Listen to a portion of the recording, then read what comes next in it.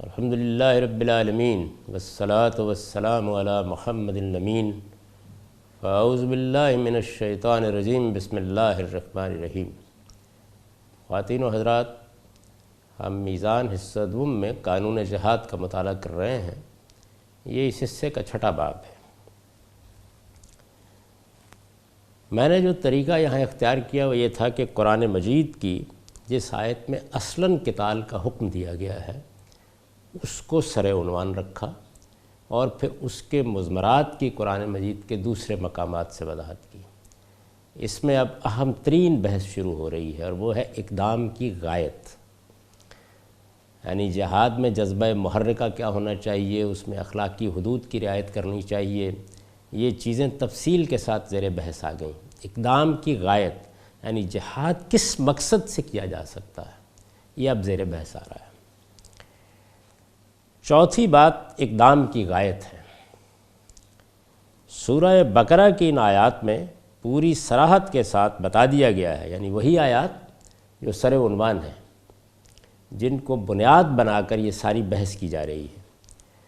چوتھی بات اقدام کی غایت ہے۔ غایت مقصد، ہدف۔ سورہ بقرہ کی ان آیات میں پوری صراحت کے ساتھ بتا دیا گیا ہے کہ جنگ اس وقت تک جاری رہے گی جب تک یہ دو مقاصد بالکل آخری درجے میں حاصل نہیں ہو جاتے۔ دو مقاصد، یعنی قرآن مجید میں جس طرح کہ میں تمہید میں عرض کر چکا ہوں، دو مقاصد ہیں جن کے لیے جنگ کا حکم دیا گیا ہے۔ ایک یہ کہ فتنہ باقی نہ رہے، دوسرے یہ کہ سرزمین عرب میں دین صرف اللہ ہی کا ہو جائے۔ یہ دو مقاصد ہیں، ان کو بالکل انہی الفاظ میں قرآن مجید نے بیان کیا ہے سورہ بقرہ کی ان آیات میں، حتی لا تکون فتنہ ویکون الدین للہ۔ ایک یہ کہ فتنہ باقی نہ رہے، عرب میں دین صرف اللہ ہی کا ہو جائے۔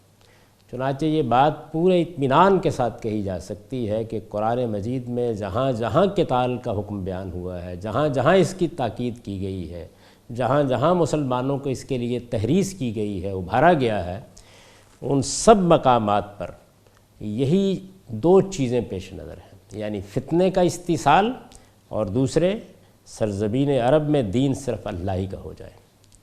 دونوں کا کیا مطلب ہے؟ پہلے مقصد کے لیے قرآن میں حتی لا تکون فتنہ کے الفاظ آئے ہیں۔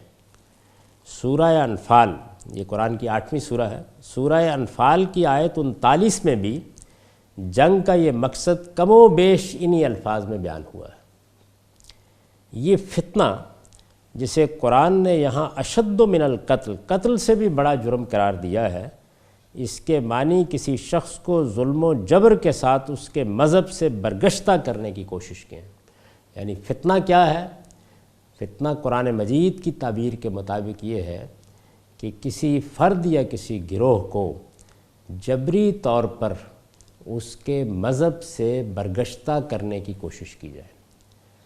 ایک شخص اگر مسیحی ہے تو جبری طور پر اس کو یہودی بنانے کی کوشش کی جائے۔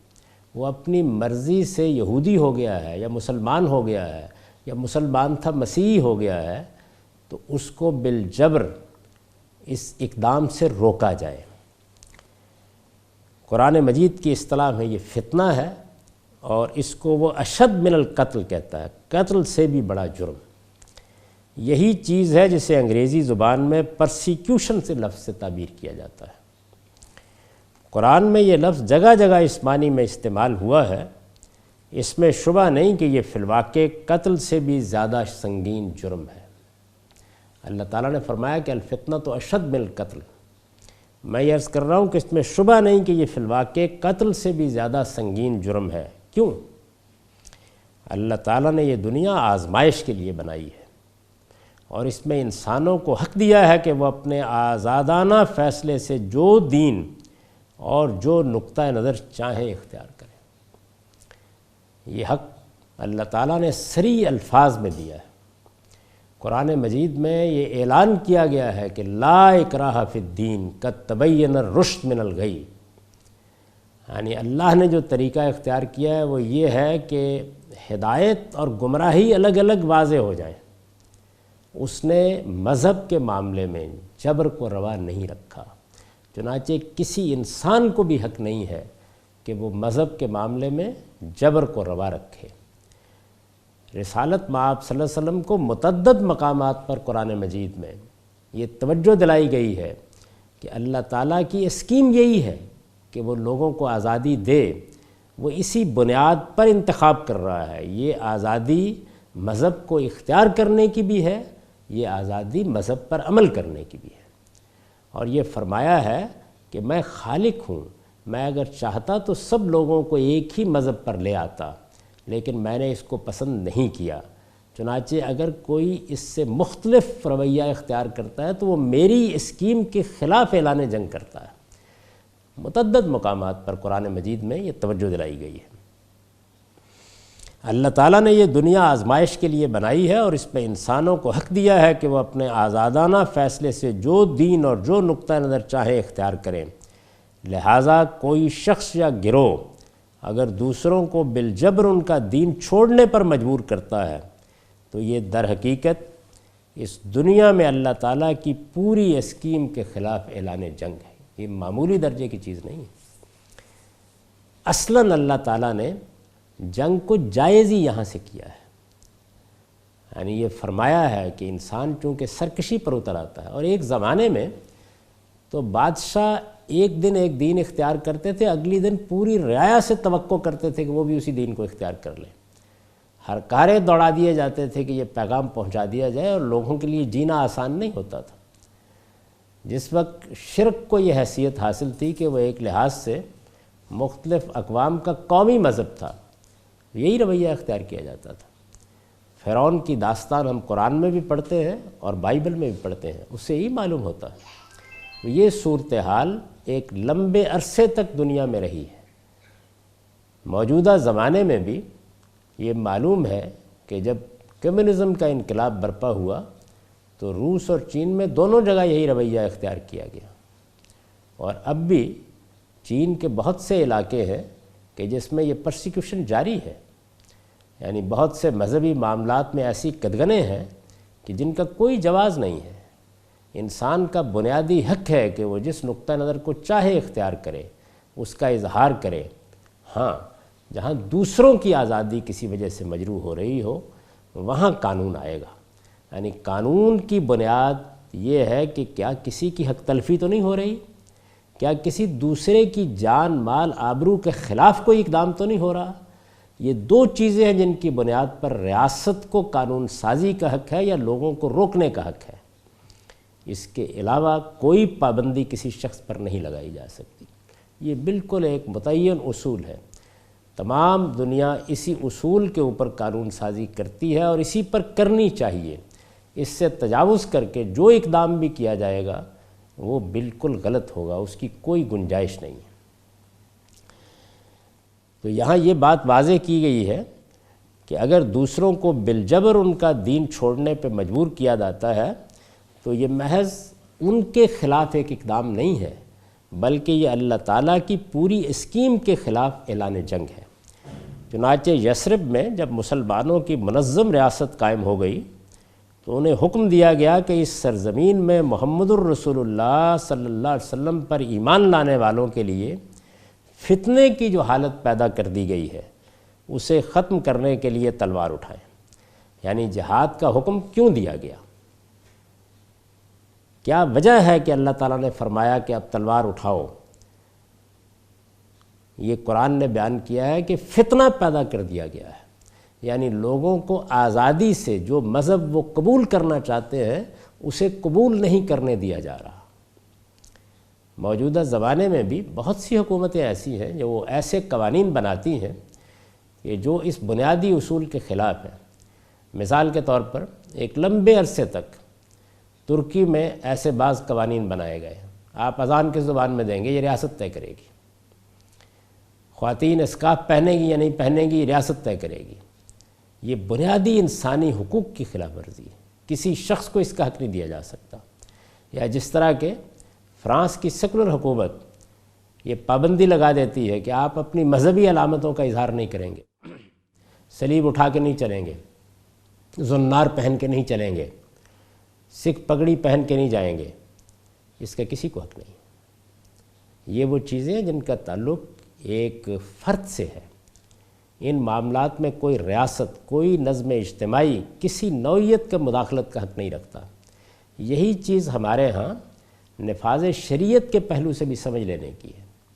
میں بار بار یہ توجہ دلاتا رہا ہوں کہ کوئی ایسا قانون جس میں شریعت نے فرد کو حکم دیا ہے ریاست سے متعلق نہیں ہو سکتا۔ چنانچہ میں نے اس کی مثالیں دی ہیں بارہا کہ سعودی حکومت یہ پابندی لگاتی ہے کہ خواتین محرم کے بغیر حج و عمرہ کے لیے نہیں آ سکتیں۔ تھوڑی دیر کے لیے تسلیم کر لیجئے کہ یہ پابندی اللہ نے لگائی ہے، اللہ کے رسول نے لگائی ہے۔ یعنی رسالت مآب صلی اللہ علیہ وسلم کے ارشاد کی نوعیت کیا تھی، میں اس وقت اس پر بحث نہیں کرتا۔ اس کو من و عن تسلیم کر لیجئے کہ یہ پابندی اسی طرح لگائی گئی، تو کیا ریاست کو یہ پابندی دوسروں پر لگانے کا حق ہے؟ میں یہ کہتا ہوں کہ ہرگز نہیں۔ یعنی اس میں تلقین کی جائے گی، نصیحت کی جائے گی، توجہ دلائی جائے گی۔ یہ فیصلہ اس خاتون کو کرنا ہے کہ وہ اس حکم کے معاملے میں کیا رویہ اختیار کرتی ہے۔ یہ ممکن ہے کہ اس کی تعبیر ہی مختلف ہو اس حکم کے بارے میں، اور یہ ممکن ہے کہ وہ خلاف ورزی کر رہی ہو۔ تو خلاف ورزی بھی اگر اس نے کی ہے تو یہ اس کا اور اس کے پروردگار کا معاملہ ہے۔ جب نفاذ شریعت کہا جاتا ہے تو اس کا مطلب ہرگز یہ نہیں ہوتا کہ دین میں انفرادی زندگی سے متعلق جو احکام دیے گئے ہیں، اور 90% احکام انفرادی زندگی سے متعلق ہی دیے گئے ہیں، کہ وہ ریاست کو حق حاصل ہو گیا ہے کہ وہ ان کو لوگوں پر نافذ کرے۔ ہرگز نہیں۔ اس کا مطلب صرف یہ ہے کہ وہ احکام، اور وہ چند احکام ہیں جو ریاست کو دیے گئے ہیں، مسلمانوں کے نظم اجتماعی کو دیے گئے ہیں، ان پر ریاست عمل پیرا ہو، ان پر مسلمانوں کا نظم اجتماعی عمل پیرا ہو، ان پر ارباب حل و عقد عمل پیرا ہو۔ اس کا مطلب یہ ہوتا ہے، اور وہ چند احکام ہیں۔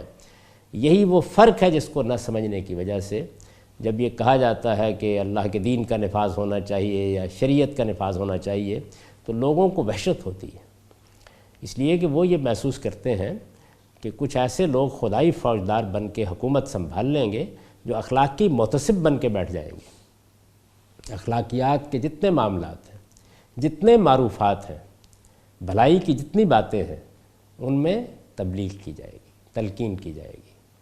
منکرات میں البتہ وہ چیزیں جن کا تعلق جرائم سے ہے، اور وہ دو چیزیں ہیں، کسی کی حق تلفی کی جا رہی ہے یا کسی کی جان مال آبرو کے خلاف تعدی کی جا رہی ہے، وہاں ریاست کا حق شروع ہوتا ہے۔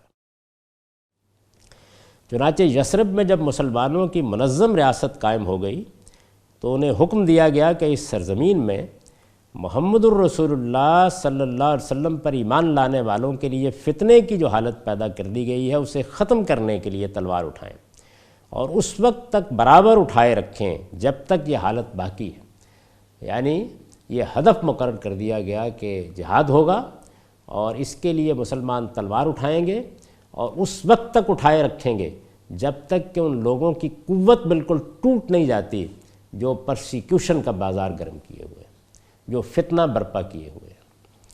سورہ نساء میں یہ حکم قرآن نے نہایت مؤثر اسلوب میں اس طرح بیان فرمایا ہے: وَمَا لَكُمْ لَا تُقَاتِلُونَ فِي سَبِيلِ اللَّهِ وَالْمُسْتَضْعَفِينَ مِنَ الرِّجَالِ وَالنِّسَاءِ وَالْوِلْدَانِ الَّذِينَ يَقُولُونَ رَبَّنَا أَخْرِجْنَا مِنْ هَٰذِهِ الْقَرْيَةِ الظَّالِمِ أَهْلُهَا وَاجْعَل لَّنَا مِن لَّدُنكَ وَلِيًّا وَاجْعَل لَّنَا مِن لَّدُنكَ نَصِيرًا الَّذِينَ آمَنُوا يُقَاتِلُونَ فِي سَبِيلِ اللَّهِ وَالَّذِينَ كَفَرُوا يُقَاتِلُونَ فِي سَبِيلِ الطَّاغُوتِ فَقَاتِلُوا أَوْلِيَاءَ الشَّيْطَانِ إِنَّ كَيْدَ الشَّيْطَانِ كَانَ ضَعِيفًا۔ اور تمہیں کیا ہو گیا ہے کہ تم اللہ کی راہ میں اور ان بے بس مردوں، عورتوں اور بچوں کے لیے نہیں لڑتے جو فریاد کر رہے ہیں کہ خدایا ہمیں ظالموں کی اس بستی سے نکال، اور ہمارے لیے اپنے پاس سے ہمدرد پیدا کر دے، اور ہمارے لیے اپنے پاس سے مددگار پیدا کر دے۔ تمہیں معلوم ہونا چاہیے کہ جو لوگ ایمان لائے ہیں وہ اللہ کی راہ میں جنگ کرتے ہیں، اور جو منکر ہیں وہ شیطان کی راہ میں لڑتے ہیں، لہٰذا تم بھی شیطان کے ان حامیوں سے لڑو، شیطان کی چال ہر حال میں بودی ہوتی ہے۔ یعنی اس کو شیطان کی چال، شیطان کی راہ قرار دیا گیا ہے کہ کوئی قوم یا کوئی گروہ مذہب کے معاملے میں جبر کا رویہ اختیار کرے۔ گویا اللہ تعالیٰ نے انسان کو جو حقوق دیے ہیں ان میں یہ بات تو مسلمہ ہے ہی کہ کسی کی جان، مال، آبرو کے خلاف کوئی اقدام نہیں ہو سکتا۔ اس میں ایک اہم ترین چیز یہ ہے کہ جس آزمائش کے قانون پر اس نے دنیا بنائی ہے کوئی شخص اس میں مداخلت نہ کرے۔ یہ خدا کی اسکیم میں مداخلت ہے، کسی کو حق حاصل نہیں ہے۔ چنانچہ اسی بنیاد پر اسے فتنہ کہا گیا، اور اسی بنیاد پر یہ فرمایا کہ الفتنۃ اشد من القتل، اور پھر اسی کے نتیجے میں یہ حکم دیا کہ تمہیں کیا ہو گیا ہے کہ بے بس مرد اور عورتیں فریاد کر رہے ہیں، تمہارے پاس طاقت ہے، ایک منظم ریاست ہے، لیکن تم ان کی مدد کے لیے نہیں اٹھتے۔ فتنے کے خلاف جنگ کا یہ حکم قرآن میں بعض دوسرے مقامات پر بھی بیان ہوا ہے۔ اس میں شبہ نہیں کہ دوسروں کو بالجبر ان کے مذہب سے برگشتہ کرنے کی روایت اب بڑی حد تک دنیا سے ختم ہو گئی، بڑی حد تک۔ میں نے ابھی عرض کیا کہ ہمارے ہمسائے میں ایک بڑی ریاست چین کی ریاست ہے، اور وہاں ابھی تک یہ چیز موجود ہے۔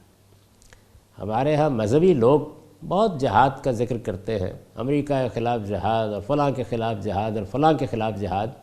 یعنی قرآن مجید نے صریح طور پر جس جہاد کا حکم دیا ہے وہ اگر ہو سکتا ہے، یعنی طاقت ہو تو، میں یہ نہیں عرض کر رہا کہ کرنا چاہیے، اس لیے کہ اس وقت ہمارے پاس اس کی طاقت نہیں ہے، اور میں ذمہ داری کی نوعیت کے زیر عنوان اس پر بحث کر چکا ہوں، لیکن اگر ہو سکتا ہے تو وہ پرسیکیوشن کرنے والی اس ریاست کے خلاف ہونا چاہیے۔ لیکن یہ سب چیزیں چونکہ مذہب کی بنیاد پر نہیں کہی جاتی، بلکہ سیاسی مفادات کو سامنے رکھ کے، بدقسمتی سے سیاسی مفادات کو سامنے رکھ کے کہی جاتی ہیں، اس وجہ سے جہاں کہنا چاہیے وہاں زبانیں گنگ رہتی ہیں، اور جہاں یہ چیز نہیں ہوتی وہاں ہر شخص جہاد پر تقریر کرنے کے لیے تیار ہوتا ہے۔ اس میں شبہ نہیں کہ دوسروں کو بالجبر ان کے مذہب سے برگشتہ کرنے کی روایت اب بڑی حد تک دنیا سے ختم ہو گئی ہے، لیکن انسان جب تک انسان ہے نہیں کہا جا سکتا کہ یہ کب اور کس صورت میں پھر زندہ ہو جائے۔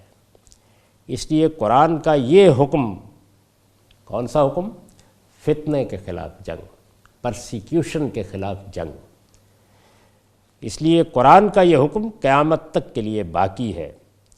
اللہ کی زمین پر اس طرح کا کوئی فتنہ جب سر اٹھائے، مسلمانوں کی حکومت اگر اتنی قوت رکھتی ہو، یہ پھر میں تنبیہ کر رہا ہوں کہ ظلم متحقق ہے، عدوان متحقق ہے، فتنہ برپا کر دیا گیا ہے، لیکن استحصال کی طاقت نہیں ہے، تو پھر اللہ تعالیٰ نے اقدام کا حکم نہیں دیا۔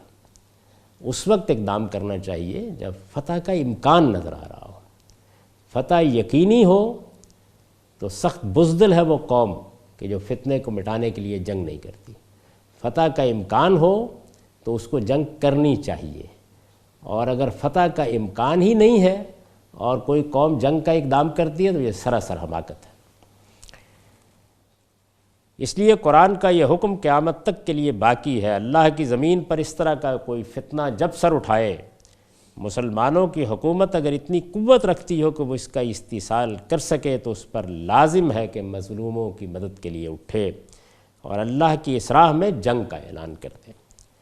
مسلمانوں کے لیے قرآن کی یہ ہدایت ابدی ہے، اسے دنیا کا کوئی قانون بھی ختم نہیں کر سکتا۔ اس طریقے سے میں نے یہ بتایا ہے کہ یہ جو عام طور پر بحث کی جاتی ہے کہ کیا جہاد دفاع کے لیے ہو سکتا ہے، یہ جدید دور کی اصطلاحات ہیں، ان کی کوئی حیثیت نہیں ہے۔ قرآن مجید نے یہ طریقہ نہیں اختیار کیا۔ قرآن مجید کہتا ہے ظلم اور عدوان فتنے کو مٹانے کے لیے۔ اس میں ایسا بھی ہو سکتا ہے کہ کوئی جارحیت کر کے آپ پر حملہ آور ہو جائے فتنہ برپا کرنے کے لیے، اس کی مدافعت میں بھی اٹھا جائے گا، اور ایسا بھی ہو سکتا ہے کہ اقدام کر کے جنگ چھیڑنی پڑے، یعنی فتنہ برپا کر دیا گیا ہے، کسی دوسری قوم نے برپا کر دیا ہے، اس کے خلاف اقدام کیا جائے۔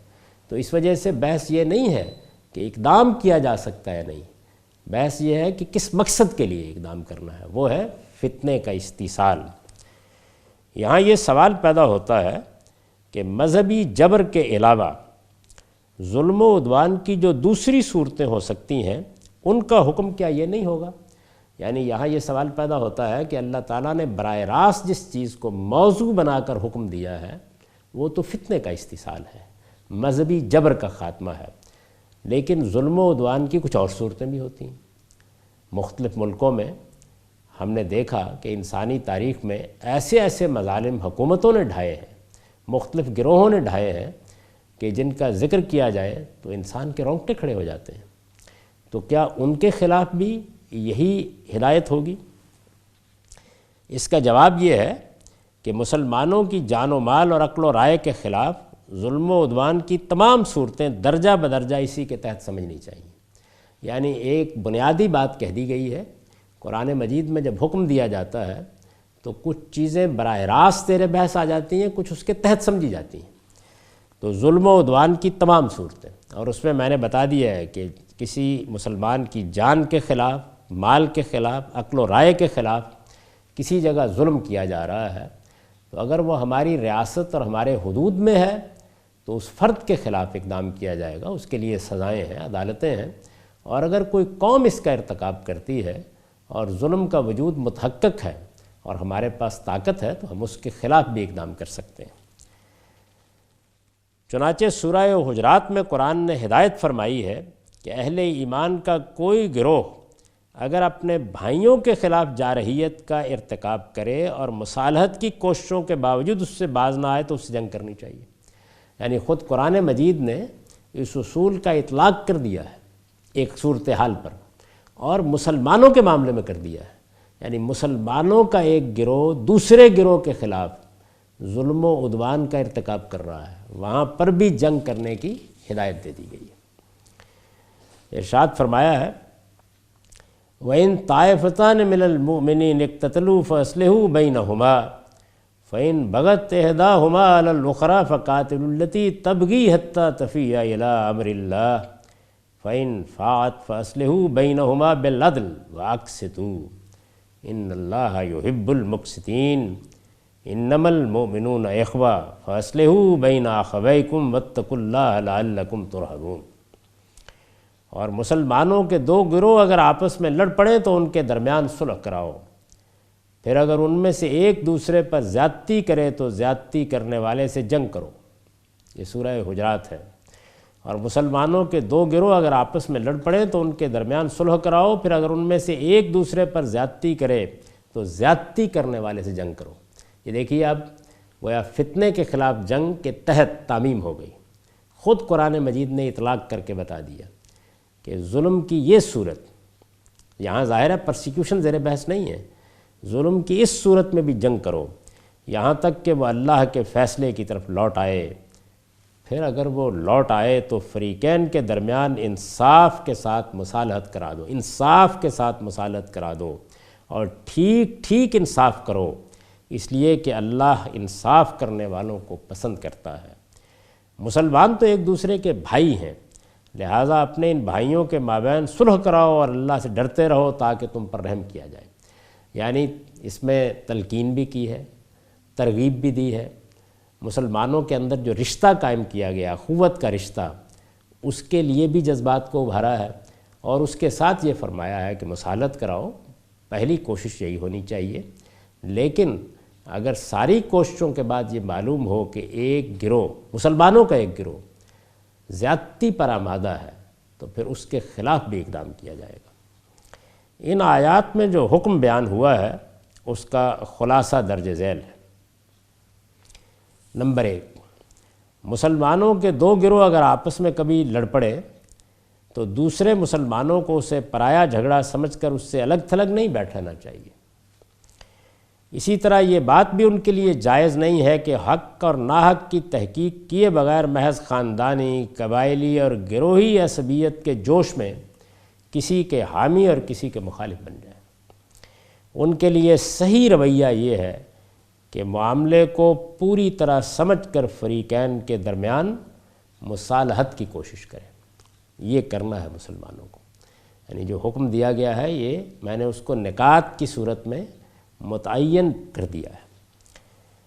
اگر ایک فریق نمبر 2، اگر ایک فریق مصالحت پر راضی نہ ہو یا راضی ہونے کے بعد پھر ظلم و عدوان کا رویہ اختیار کرے تو مسلمانوں کا فرض ہے کہ طاقت رکھتے ہوں تو اپنی کسی منظم حکومت کے تحت اس کے خلاف جنگ کریں، یہاں تک کہ وہ اس فیصلے کے سامنے سر جھکا دے جو مصالحت کرانے والوں نے فریقین کے سامنے رکھا ہے۔ یعنی عدل انصاف کے مطابق جو فیصلہ سامنے رکھا گیا ہے، اگر ایک فریق سمجھانے کے باوجود، مصالحت کی کوششوں کے باوجود ظلم و عدوان پر اصرار کر رہا ہے تو پھر جنگ کی جائے گی۔ قرآن نے اس فیصلے کو، یعنی فیصلہ لوگوں نے کیا ہے لیکن چونکہ انصاف کے مطابق وہ فیصلہ سامنے رکھا گیا ہے، قرآن نے اس فیصلے کو امر اللہ سے تعبیر کیا ہے، اللہ کا حکم۔ اس کے معنی یہ ہے کہ اگر کوئی فریق اس سے گریز کرے گا تو وہ گویا اللہ تعالیٰ کے حکم کے سامنے جھکنے سے گریز کرے گا۔ 3، فریقین مصالحت پر آمادہ ہو جائیں تو اللہ تعالیٰ کا ارشاد ہے کہ ان میں سے کسی کے ساتھ نہ بیجا رعایت کی جائے اور نہ کسی کو عدل کے خلاف دبایا جائے۔ عام طور پر مصالحت میں یہی رویے اختیار کر لیے جاتے ہیں اور اس شخص کی بڑی تعریف کی جاتی ہے کہ جو ایسی غیر جانبداری برقرار رکھے۔ پہلے مرحلے میں تو غیر جانبداری ہی ہوگی، لیکن جب یہ واضح ہو جائے کہ ایک گروہ بے انصافی پر تلا ہوا ہے تو پھر حق اور انصاف کی بات کہی جائے گی تاکہ تنبیہ ہو ان لوگوں کے جو بعض موقعوں کے اوپر غلط بات کرتے، سنگ دشنام اور تیر الزام لے کر دوسروں کو پل پڑتے اور غلط رویے اختیار کرتے ہیں۔ ان کو سمجھانے کی کوششیں جب کامیاب نہ ہوں تو آخری مرحلے میں پھر آدمی کو صاف صاف بتانا چاہیے کہ یہ حق ہے اور یہ باطل ہے، بلکہ ٹھیک انصاف کے مطابق صلح کرائی جائے اور جس کا جو نقصان ہوا ہے اسے پورا کرا دیا جائے۔ یہ حکم ظاہر ہے کہ صرف اسی صورت سے متعلق ہے جب مسلمانوں کی کوئی باقاعدہ حکومت موجود ہو، یعنی اس میں چونکہ جنگ کرنے کا حکم دیا گیا ہے تو اس وجہ سے یہ مسلمانوں کی منظم ریاست میں ایک ہدایت ہے جو مسلمانوں کو کی گئی ہے۔ جب مسلمانوں کی کوئی باقاعدہ حکومت موجود ہو جس کے تحت جنگ کی جا سکے، یہ صورت نہ ہو، یعنی ایسا ہو سکتا ہے کہ مسلمانوں کا نظم اجتماعی بکھر چکا ہے، جیسے ایک زمانے میں افغانستان میں صورتحال پیدا ہو گئی تھی، کہیں نظم اجتماعی نہیں تھا، کوئی باقاعدہ حکومت نہیں تھی، مختلف گروہ تھے آپس میں لڑ رہے تھے، تو بعض اوقات اس طرح کی انارکی کی صورت پیدا ہو جاتی ہے۔ یہ صورت نہ ہو تو سیدنا حذیفہ کے ایک سوال کا جواب دیتے ہوئے رسول اللہ صلی اللہ علیہ وسلم نے ہدایت فرمائی ہے کہ ہر مسلمان کو اس فتنے سے بالکل الگ ہو جانا چاہیے، یعنی اگر کوئی منظم ریاست ہے تو اس کے تحت یہ اقدام کیا جائے گا، اور اگر کوئی منظم ریاست نہیں ہے تو پھر فرمایا کہ اس فتنے سے مسلمانوں کو بالکل الگ ہو جانا چاہیے، یعنی پھر بھی لوگ مر رہے ہیں، لڑ رہے ہیں تو وہ جانے ان کا کام۔ مسلمانوں کا کام یہ ہے کہ منظم ریاست کے تحت جنگ کریں گے، اگر اس کا موقع نہیں ہے تو پھر کوئی جہاد نہیں ہے، پھر وہ فساد ہے، فتنہ ہے، اس سے الگ رہیں۔ دیکھیے رسالت مآب صلی اللہ علیہ وسلم کا کیا ارشاد ہے، قُلْتُ فَإِن لَّمْ يَكُن لَّهُمْ جَمَاعَةٌ وَلَا إِمَامٌ قال فاعتزل تلك الفرق كلها ولو ان تعز باصل شجرة حتى يدركك الموت وانت على ذلك۔ یہ بخاری کی روایت ہے۔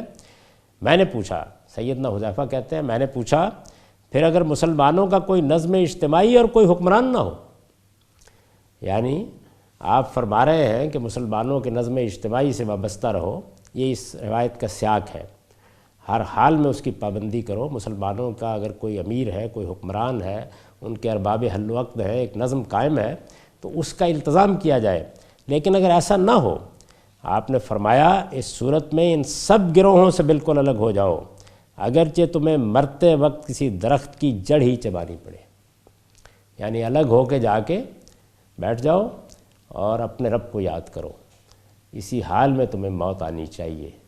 فتنے میں کسی صورت بھی شریک ہونے کی اللہ کے پیغمبر نے ہم کو اجازت نہیں دی۔ جب بھی تلوار اٹھائی جائے گی کسی منظم ریاست کے تحت اٹھائی جائے گی۔ اقول قولی ھذا واستغفر اللہ لی ولکم ولسائر المؤمنین۔